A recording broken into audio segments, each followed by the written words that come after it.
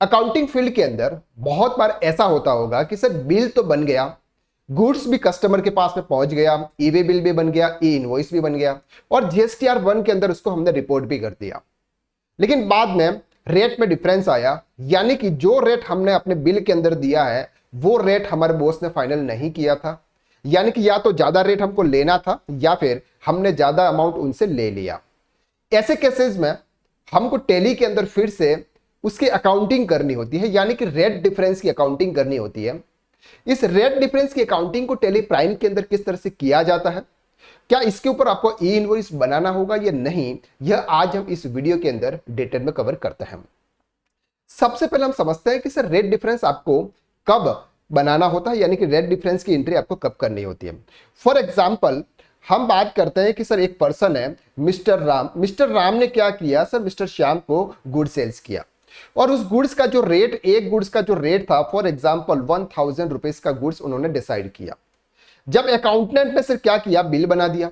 Accountant ने क्या किया सर, बिल बना दिया और बिल में फॉर एग्जाम्पल हम ये मान के चलते हैं कि उन्होंने जो भी आपका बिल बनाया उसमें फॉर एग्जाम्पल सर 10 प्रोडक्ट थे, 10 के हिसाब से 1000 रुपीज चार्ज करके उन्होंने 10,000 रुपीज का अमाउंट का इनवॉइस दे दिया, इसके ऊपर जीएसटी चार्ज कर दिया। लेकिन बाद में जब पता चला कि सर ये जो 1000 रुपीज का जो गुड्स है ये हमारी बात हुई थी फॉर एग्जाम्पल 1100 रुपये में, या फिर ये बात हुई थी फॉर एग्जाम्पल 950 रुपीज में, यहां पर सर आपका क्या आ रहा है, रेट डिफरेंस आ रहा है। जो हमने हमारे बिल के अंदर जो रेट दिया है उस रेट से हमने गुड्स परचेज नहीं किया था, गलती से इस इनवॉइस में गलत अमाउंट चढ़ गया। सर ऐसे केसेस में क्या होगा, क्या आपका इनवॉइस रिवाइज होगा या फिर आपको क्रेडिट नोट डेबिट नोट बनाना होगा। चलिए समझते हैं। सबसे पहला कि अगर सर आपने ज्यादा रेट ले लिया, अगर आपने सेल्स किया है और सेल करते समय अगर आपने ज्यादा रेट ले लिया, उस रेट को कम करने के लिए आपको क्रेडिट नोट इश्यू करना होगा। क्या करना होगा सर, क्रेडिट नोट। अगर आपने कम अमाउंट लिया है और उनसे और अमाउंट कलेक्ट करना है पार्टी से, तो आपको क्या बनाना होगा सर, डेबिट नोट बनाना होगा। क्या बनाना होगा, डेबिट नोट। क्रेडिट नोट आपको कब बनाना है, जब आपने सामने वाली पार्टी से ज्यादा अमाउंट कलेक्ट कर लिया। फॉर एग्जाम्पल सर हमारी बात हुई थी 1000 रुपीज में, लेकिन हमने सर बिल दे दिया उनको 1100 रुपए का, यानी कि 100 रुपए का आपको यहां पर रेट डिफरेंस आ गया। तो इसके लिए अब आपको क्या करना है सर, क्रेडिट नोट बनाना है। साथ में अगर हमारी बात हुई थी सर 1000 रुपए में, लेकिन हमने बिल में चार्ज कर दिया सर 950, तो अब हमारे यहां पर 50 रुपीज का डिफरेंस आ रहा है, तो इसके लिए आपको क्या बनाना पड़ेगा सर, डेबिट नोट बनाना पड़ेगा। तो आपको एक ही लॉजिक को समझना है। क्रेडिट नोट का मतलब कि मैंने उनसे ज्यादा पैसे ले लिए हैं, मुझे उनको वापस लौटाने हैं, या फिर डेबिट नोट का मतलब कि मैंने उनसे कम लिए हैं, मुझे और पैसे उनसे लेने हैं। तो इन दोनों केसेस में आपको क्रेडिट नोट डेबिट नोट बनाना होता है। अब समझते हैं कि टैली प्राइम के अंदर डेबिट नोट क्रेडिट नोट की एंट्री आप किस तरह से करते हैं। फॉर एग्जाम्पल आपके पास में इस तरह का एक टैली है, आपको जाना है सर वाउचर में। वाउचर में आपको सेलेक्ट करना है क्रेडिट नोट। क्रेडिट नोट जब आप यहां पर F10 पर क्लिक करेंगे तो यहां पर आपके पास में ऑप्शन आएंगे sir credit note, debit note, Alt F6 और Alt F5। जब आपको ज्यादा पैसे अगर आपने उनसे ले लिए हैं और आपको उनको क्रेडिट नोट देना है, तो आपको क्रेडिट नोट के ऑप्शंस पर आपको क्लिक करना है। जैसे ही आप क्रेडिट नोट के ऑप्शंस पर क्लिक करेंगे, सामने वाली पार्टी जिनको आपको क्रेडिट नोट देना है उनको आपको सेलेक्ट करना है। फॉर एग्जांपल हम यहां पर सेलेक्ट कर लेते हैं, उनका ट्रैकिंग नंबर आपके यहां पर सर आ जाएगा। अब आपको यहां पर देखना है सर ओरिजिनल इनवॉइस नंबर, यानी कि किस इनवॉइस में आपका रेट डिफरेंस आ रहा है, किस इनवॉइस में आपने ये गलती की है। वो इनवॉइस ऑलरेडी आपने बनाया हुआ है, तो वो इनवॉइस नंबर आपको यहां पे एंटर करना है। तो यहां पर हम क्या करेंगे, फॉर एग्जांपल कोई भी इनवॉइस नंबर एंटर करेंगे, यानी कि 121 है, उसकी जो भी आपकी डेट है वो डेट आपको यहां पर एंटर करनी है। वो एक्चुअल डेट आपकी होनी चाहिए कि जिस इनवॉइस के अगेंस्ट में आप यहां पर क्रेडिट नोट इश्यू कर रहे हैं। इसके बाद यहां पर सर आपकी ये डिटेल्स आ जाएगी और मध्य प्रदेश जो भी आपका होगा। अब आपको यहां पर जो भी आपका सिलेक्शन वो करना है, जिस गुड्स के अगेंस्ट में आपका क्रेडिट नोट इश्यू करना है वो गुड्स आपको यहां पर एंटर करना है। तो हम फॉर एग्जांपल यहां पर मान के चलते हैं कि सर स्टील वायर रॉड है।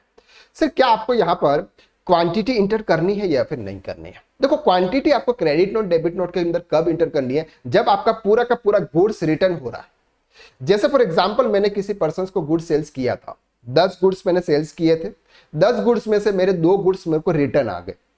क्या हुआ सर, रिटर्न आ गए। जो गुड्स मेरे पास में रिटर्न आए उनका पैसा उनको वापस लेना है।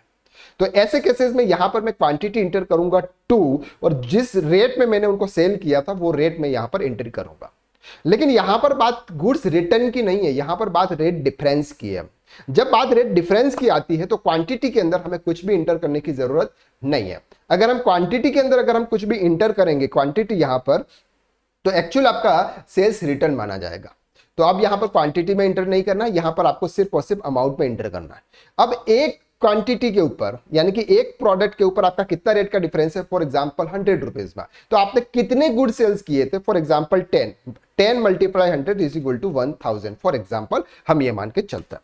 तो 1000 रुपीज आपका आ गया। क्या इसके ऊपर से जीएसटी चार्ज करना होगा? Answer is yes, GST charge आपको करना होगा। तो जीएसटी आप क्या कर रहे हैं सर? आउटपुट सी जीएसटी यहां पर आ जाएगा सर, और आपका आउटपुट एस जीएसटी आपका यहां पर आ जाएगा।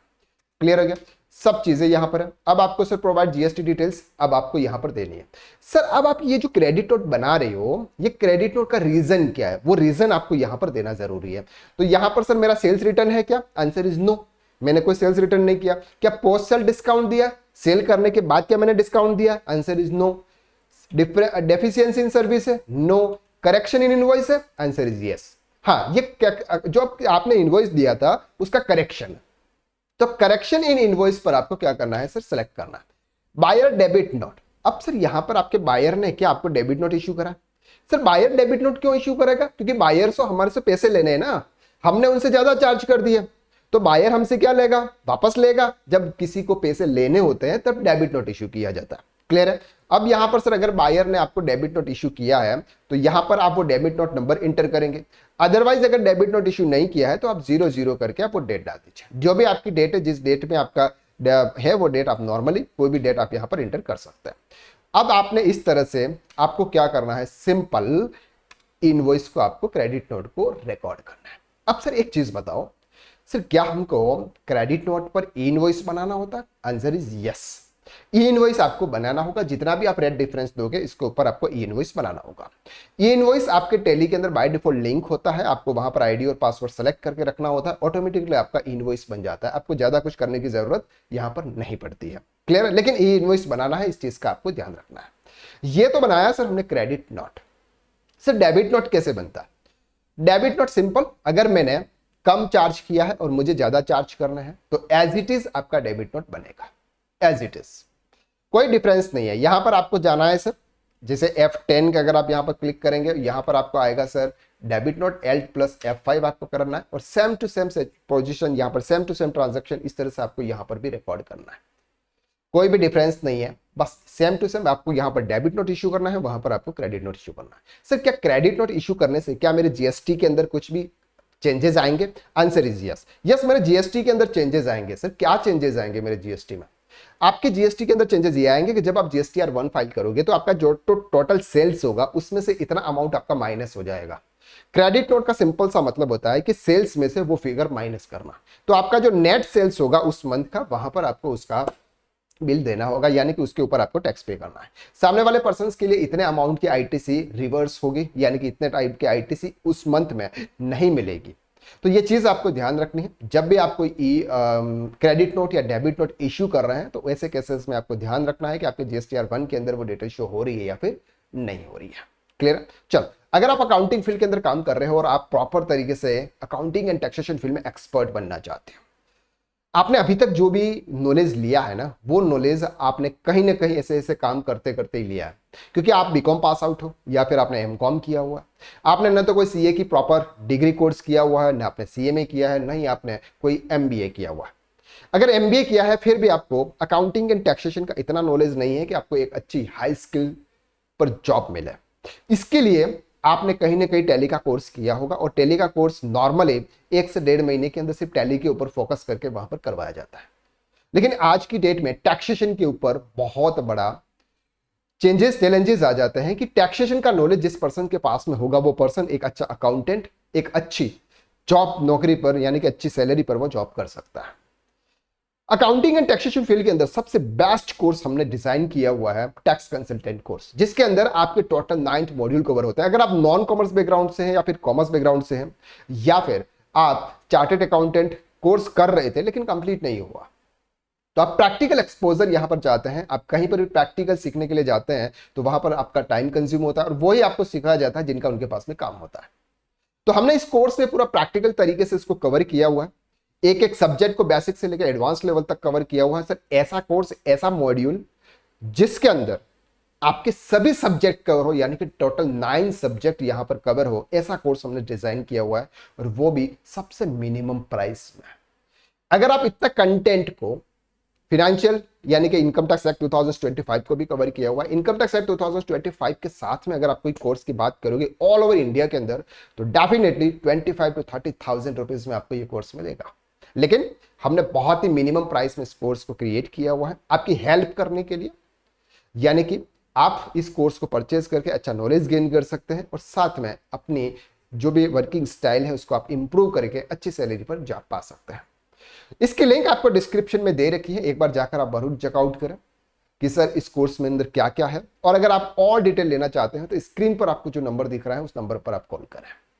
तो आज के लिए बस इतना, नेक्स्ट वीडियो में फिर मुलाकात करते हैं, तब तक के लिए thank you so much, have a nice day.